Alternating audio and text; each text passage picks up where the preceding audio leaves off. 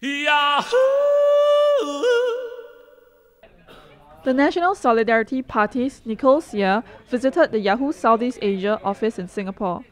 The 24-year-old Marine Parade GRC contender spoke to us in an exclusive interview to talk about her GE experience and her plans for the future. Thank you for joining us, Nicole. How has your life changed after the elections?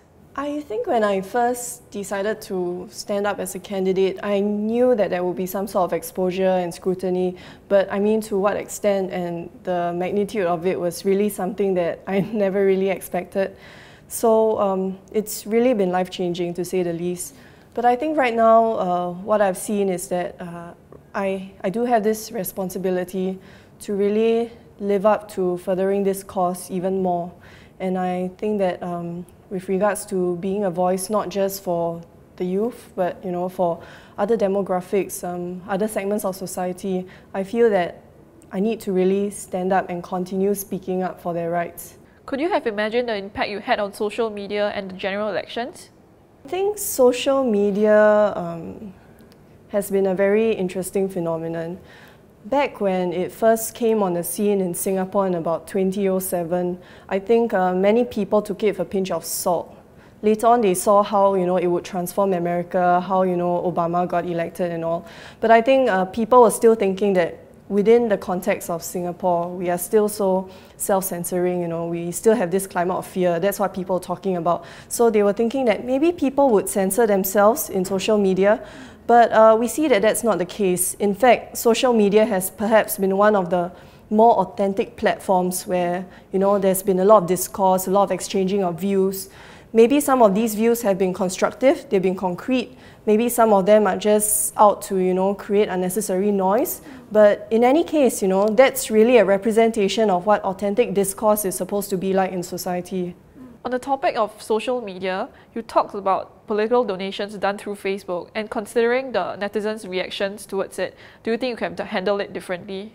There's really no legal issue involved, but I understand that this is something new, so perhaps that might have led to some people questioning whether this was the right way to go. But I think as we look ahead, the party has taken a learning from this, and we understand that there's perhaps a need to better manage the expectations of the electorate. So we are looking at how to resolve this issue. Perhaps we might have a joint candidate account in future, or we might have separate party accounts. All these things we will discuss. But would you do it on Facebook again? Well, honestly, Facebook was really one of the very few ways that we could go about doing it, because if you look at the Political Donations Act, you can't solicit for donations openly or house to house in public, but they don't have any laws on publicizing such information on the internet. So I think with regards to that, there really wasn't anything illegal about it. And I think, in fact, the internet has been a great way to get our message out. So is it hard for you to return to normal work life now that the general elections are over? Yes. It's been really difficult. I think right after polling day, the Sunday after, I went back straight to work on the following Monday, and it has been quite tough adjusting to really being as productive as possible from 9 to 6, cutting short my normal office hours, which previously may have stretched all the way until 12, and I would still have energy because it was my main priority. But now I recognize that there is another priority in my life, and it's this responsibility that I have to continue engaging people. So I have to manage that with perhaps darting off a bit earlier to perhaps speak at forums, or to meet people, to meet charities, organizations, philanthropists, and to also maintain my walkabouts and to think about how I can serve the constituents that I've spoken to.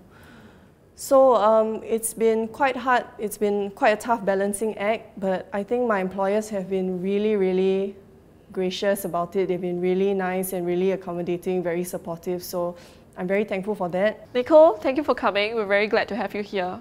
Thank you for having me today. I'm really glad to be here too. Yahoo!